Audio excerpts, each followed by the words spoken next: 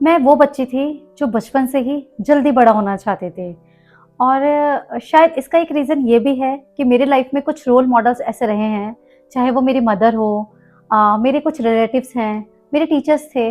मैं हमेशा उन लोगों को देखती थी और सोचती थी कि ये लोगों को इतना क्लैरिटी कैसे है लाइफ का? ये लोग कैसे हमेशा सही डिसीजंस लेते हैं, जबकि मैं छोटी-छोटी चीज़ों में भी बहुत कन्फ्यूज़ रहती थी। और एक दिन मैं बड़ी हो गई। Things no one tells me about adulthood, and I really wish they did. Hi everyone, my name is Shweta and I am navigating my life through my early 30s. और इस वीडियो में मैं बात करूँगी मेरे एडल्टहुड के अब तक के एक्सपीरियंस के बारे में और क्या मैंने फील किया, क्या प्रॉब्लम फेस करनी पड़ी। और अगर आपको लगता है कि ये वीडियो आप इस वीडियो से आप रिलेट करते हैं तो make sure to subscribe to my YouTube channel. मुझे हमेशा लगता था कि एडल्टहुड एक ऐसा फेज होगा जहाँ पे लाइफ सॉर्टेड होगी, लाइफ के डिसीजंस को लेकर क्लैरिटी होगी, कॉन्फिडेंस होगा और लगेगा कि हाँ अब तो सब कुछ ठीक हो ही जाएगा। बट सच बताऊं तो ऐसा कुछ भी नहीं होता है।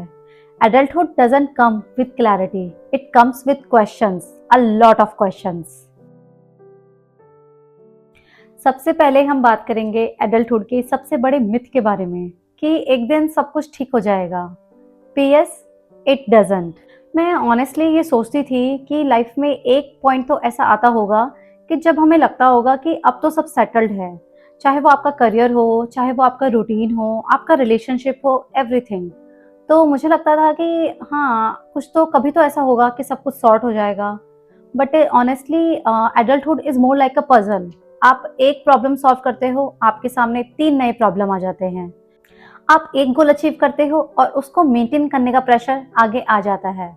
मतलब there was never this moment कि yes I have done it, I have achieved it, ऐसा कुछ नहीं होता है। आप एक गोल को अचीव करते हैं, उसके बाद फिर नेक्स्ट क्वेश्चन आता है अब क्या, what's next. And trust me ये लूप बहुत एग्जॉस्टिंग होता है। इसका एग्जाम्पल आप अपने स्कूल लाइफ से भी ले सकते हो। किसी ने कहा होगा आपको कभी स्कूल लाइफ में कि हाँ कॉलेज में आ जाओ सब सॉर्टेड है, नहीं है।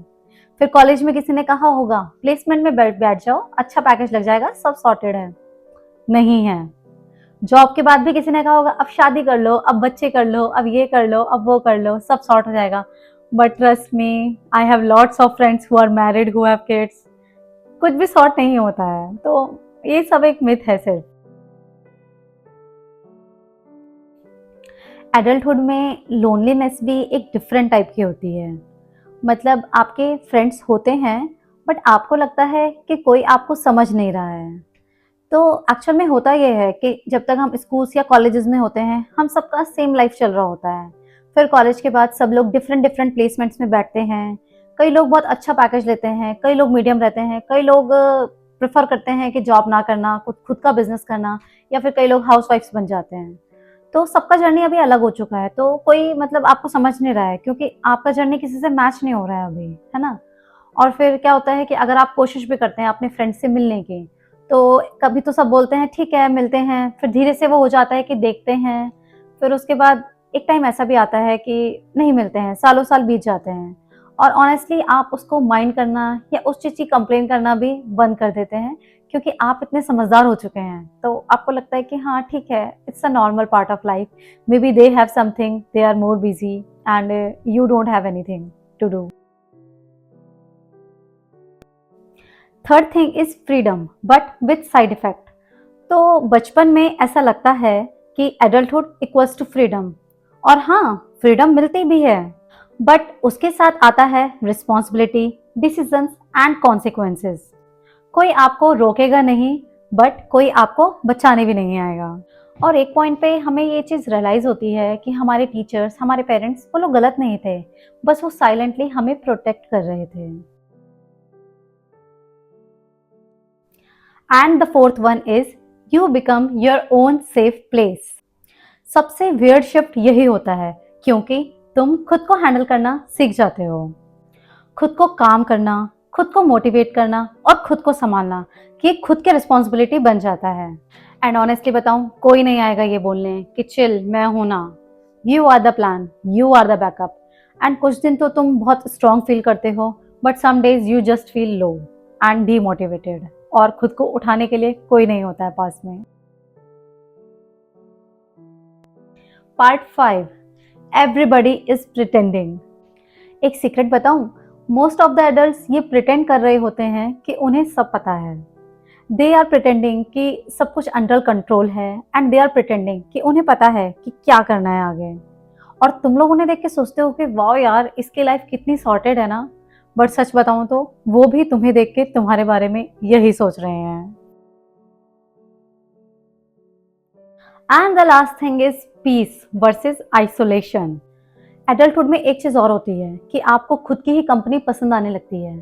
तो आप बाहर जाने से ज्यादा आप घर पे रहना पसंद करते हो। आप चाहते हो कि अपने पेट्स के साथ टाइम स्पेंड करें, और आप चाहते हैं कि अपनी फेवरेट बुक या फिर फेवरेट टीवी शो देखना आप ज़्यादा पसंद करते हैं।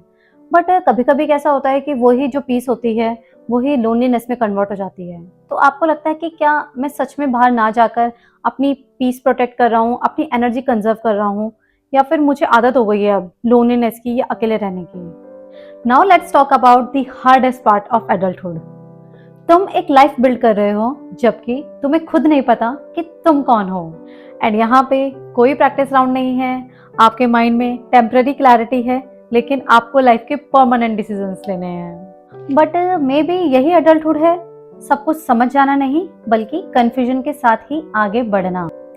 May be you are not just lost, maybe you are still figuring it out. And अगर तुम्हें कभी ये लगता है कि तुम्हें कुछ नहीं समझ में आ रहा, तो I think you are doing it right.